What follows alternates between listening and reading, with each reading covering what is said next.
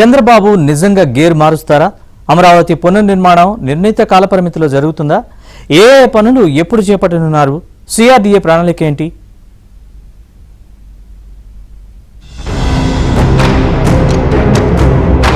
ఆంధ్రప్రదేశ్ రాజధాని అమరావతిలో పనులు ప్రారంభించేందుకు సిఆర్డీఏ ప్రణాళిక సిద్ధం చేసింది.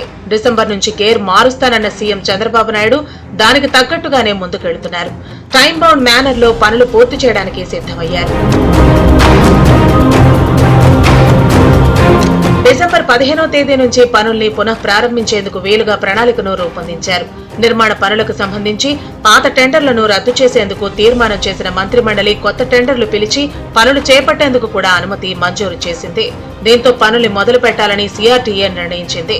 ప్రభుత్వ భవనాల పనులు, ల్యాండ్ పూలింగ్ లో భూములు ఇచ్చిన రైతులకు, రిటర్నబుల్ ఫ్లాట్లకు సంబంధించిన మౌలిక సదుపాయాల కల్పన, ప్రైవేటు, కేంద్ర ప్రభుత్వ రంగ సంస్థలకు సంబంధించిన స్థలాల్లో మౌలిక సదుపాయాల కల్పన ఎప్పట్లోగా పూర్తి చేయాలన్న దానిపై సిఆర్డీఏ ప్రణాళికలు చేసింది. ఎమ్మెల్యే, ఎమ్మెల్సీ, అఖిల భారత సర్వీసు అధికారులకు చెందిన భవనాలు ఇప్పటికే 80% పూర్తయ్యాయి. వీటిని డిసెంబర్ 15 నాటికి ప్రారంభించి 6 నెలల్లోగా పూర్తి చేయాలని సిఆర్డీఏ నిర్ణయించింది. గ్రూప్ డి, బి గెస్టెడ్ అధికారులు, నాన్ గెస్టెడ్ అధికారులు, మంత్రులు, జడ్జీలకు చెందిన బంగ్లాలను కూడా డిసెంబర్ 15 నుంచే ప్రారంభించాలని నిర్ణయించారు. వీటిని మొత్తం 9 నెలల్లోగా పూర్తి చేయాలని సిఆర్డీఏ నిర్దేశించింది.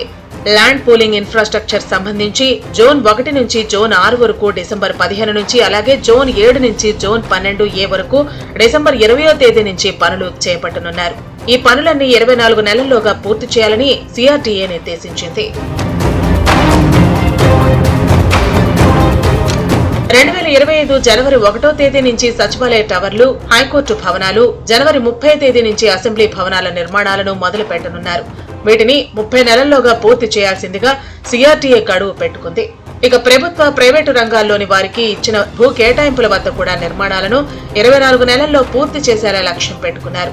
వాస్తవానికి సచివాలయ టవర్లు, శాశ్వత high court complex, Amaravati government complex కు సంబంధించిన మౌలిక సదుపాయాలు ఇప్పటి వరకు 10 నుంచి 20% లోపు మాత్రమే పనులు పూర్తయ్యాయి. మిగతా ప్రభుత్వ భవనాలకు 70 నుంచి 95% మేర పూర్తయ్యాయి. వీటికి మొత్తం అంచనా వ్యయం 16,000 కోట్లు కాగా అందులో 1,531 కోట్ల రూపాయల్ని ఇప్పటికే చెల్లించారు. వాస్తవానికి అమరావతి గవర్నమెంట్ కాంప్లెక్స్ కు సంబంధించిన పనుల్ని 601 కోట్లతో చేపట్టాలని నిర్ణయించారు. రాజధాని పరిధిలో 1281 కిలోమీటర్ల పొడవైన రహదారులు, వరదనీటి కాలువలు, తాగునీరు, మురుగునీటి పారుదలకు డ్రైన్లు లాంటి మౌలిక సదుపాయాల్ని కల్పించాల్సి ఉంది. వీటన్నిటికీ 16,000 కోట్ల రూపాయలు ఖర్చవుతాయని అంచనా. మీరు కూడా ఎమ్మెల్యేలంతా ఇక్కడే ఎమ్మెల్యే క్వార్టర్స్ మీకు ఇస్తున్నాం. ఎక్కడ సిటీకి పోయే పని లేకుండా, ఎక్కడికో పోయే పని లేకుండా ఎమ్మెల్యే క్వార్టర్స్ లో ఉండి అసెంబ్లీకి వచ్చే పరిస్థితిలో అక్కడ క్లబ్ గానే వెళ్ళి కూడా పెట్టి మీకు ఏ ఇబ్బంది లేకుండా చేయడం కోసం చేస్తున్నాం. ఇది కాకుండా క్వార్టర్స్ అన్ని కూడా group D, group B gazette officers quarters అన్ని 9 నెలల్లో, అంటే 15వ తారీఖు డెడ్ లైన్, అక్కడ టెండర్స్ పూర్తవుతాయి. అక్కడి నుంచి 9 నెలల్లో పూర్తవుతాయి. ఎల్పిఎస్ ఇన్ఫ్రాస్ట్రక్చర్ జోన్ 1, 2, 3, 4, 5, 6 ఇవన్నీ 24 నెలల్లో పూర్తి చేస్తాం.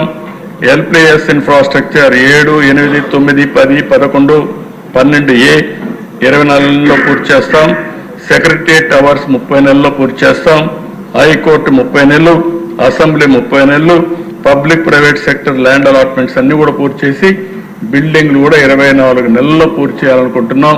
రాజధాని 29 గ్రామాల పరిధిలో రైతులు ఇచ్చిన భూములు 34,000 ఎకరాలు కాగా ప్రభుత్వ భూములతో కలుపుకుని మొత్తం 58,000 ఎకరాలున్నాయి. గత ప్రభుత్వ నిర్లక్ష్యం కారణంగా ఇందులో 24,000 ఎకరాలు కంప చెట్లతో అడవిలా మారిపోయింది. దీంతో ఈ మొత్తం జంగిల్ను తొలగించడానికి ప్రస్తుత కూటమి ప్రభుత్వం 36.50 కోట్లతో పనులు చేసింది. రాజధాని పరిధిలోని 29 గ్రామాలను 250 జోన్లుగా విభజించి జంగిల్ క్లియరెన్స్ పూర్తి చేసింది. ఇంతకాలం కంప చెట్ల మధ్య కనిపించకుండా పోయిన సైన్ బోర్డులు, రైతుల రిటర్నబుల్ ఫ్లాట్ల హద్దురాళ్లు ఇప్పుడు బయటపడ్డాయి. మొత్తం రాష్ట్రాన్ని అభివృద్ధి కోసమే కూటమిగా ఏర్పడ్డారు. ఆ కూటమి ప్రజాశక్తితో ముందుకు సాగింది.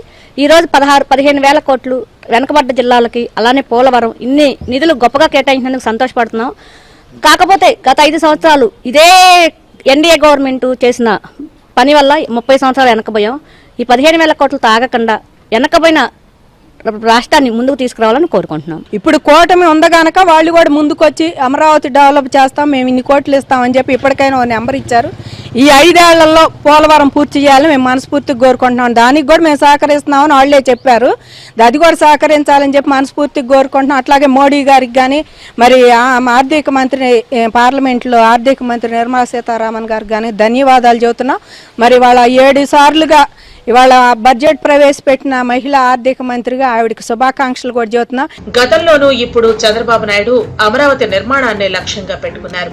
ఆయన పిలుపు మేరకు ఒక్క లిటిగేషన్ కూడా లేకుండా 29,000 రైతులు 34,000 ఎకరాల భూమిని అందించారు. గత జగన్ ప్రభుత్వం అమరావతి నిర్మాణాన్ని ఆపేసింది. మొత్తానికి భ్రష్టు పట్టించాలనుకున్నా మళ్లీ కూటమి ప్రభుత్వం రావడంతో జీవం పోసుకుంది.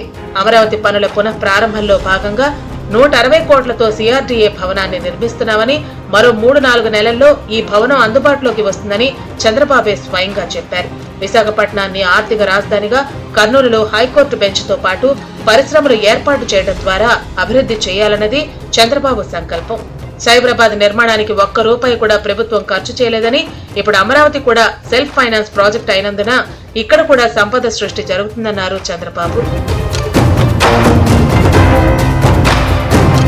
అమరావతిలో ప్రపంచ బ్యాంక్, ఏషియన్ డెవలప్మెంట్ బ్యాంక్ 15,000 కోట్ల రూపాయలతో పనులను ప్రారంభించడానికి రైతుల అభిప్రాయాలను కూడా సేకరించాయి. రైతులు, పెన్షన్దారులు, డ్వాక్రా సంఘాలు, కార్మిక సంఘాలతో ఓ సమావేశాన్ని ప్రపంచ బ్యాంక్, ఆసియా అభివృద్ధి బ్యాంక్, సిఆర్డీఏ అధికారులు సంయుక్తంగా నిర్వహించి వారి అభిప్రాయాలను స్వీకరించారు. 5 ఏళ్ల పాటు జగన్ సర్కార్ హయాంలో నిరాదరణకు గురైన ఆంధ్రుల రాజధాని ఇప్పుడు గాడిలో పడింది. నిధుల కొరత కూడా తీరింది.